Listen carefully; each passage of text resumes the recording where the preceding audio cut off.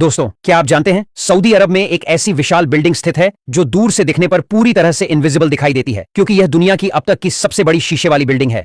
तो आखिर इसे बीच रेगिस्तान में ही क्यों बनाया गया है, चलिए जानते हैं। तो दोस्तों, सऊदी अरब के अलोला शहर में स्थित मराया बिल्डिंग को दुनिया की सबसे बड़ी कांच से बनी बिल्डिंग मानी जाती है, जो बिल्डिंग पूरी तरह से शीशों से ढकी हुई है, जिस पर 9,740 वर्ग मीटर शीशा लगाया गया है, जो आसपास के रेगिस्तान और पहाड़ों को प्रतिबिंबित करता है। 2019 में लॉन्च हुए मराया बिल्डिंग को गिनीज ऑफ वर्ल्ड रिकॉर्ड में भी शामिल किया गया है, जिसको दुनिया भर के सेलिब्रिटीज और पर्यटकों को आकर्षित करने के लिए बनाया गया था। और दोस्तों, क्या आप जानते हैं चाइना हर साल करोड़ों रुपए चाइना में होने वाले हार्बिन आइस फेस्टिवल में इन मूर्तियों को बनाने में ही खर्च कर देता है, जहां सिर्फ अलग अलग तरह की मूर्तियां ही नहीं बल्कि पूरे शहर को ही आइस से बनाकर तैयार कर दिया जाता है। तो आखिर क्यों, चलिए जानते हैं। तो दोस्तों, चाइना के हार्बिन शहर में हर साल हार्बिन आइस फेस्टिवल मनाया जाता है, जिसमें बर्फ के बड़े बड़े ब्लॉक को सोनोगुआ नदी से काटकर उन्हें मूर्तियों का आकार दिया जाता है, जहां आइस स्लाइड, आइस स्केटिंग और स्नोबोर्डिंग जैसे एडवेंचर स्पोर्ट्स मौजूद होते हैं। जिस 1 महीने चलने वाले फेस्टिवल में 10,000 से भी ज्यादा वर्कर्स और आर्टिस्ट को हायर किया जाता है, जिसमें 10 लाख से भी ज्यादा टूरिस्ट के साथ चाइना मात्र टिकट से ही 1200 करोड़ रुपए से भी ज्यादा की कमाई कर लेता है। और दोस्तों, क्या आप जानते हैं एक पवन चक्की को लगाने के लिए 15 से 20 करोड़ रुपए का खर्च आता है, लेकिन फिर भी कई बार इन्हें जानबूझकर गिरा दिया जाता है। तो आखिर ऐसा क्यों किया जाता है, चलिए जानते हैं। तो दोस्तों, एक पवन चक्की की उम्र सीमित होती है, जिसे ज्यादातर 20 से 25 साल तक ही काम करने के लिए बनाया जाता है, जिसके कारण समय के साथ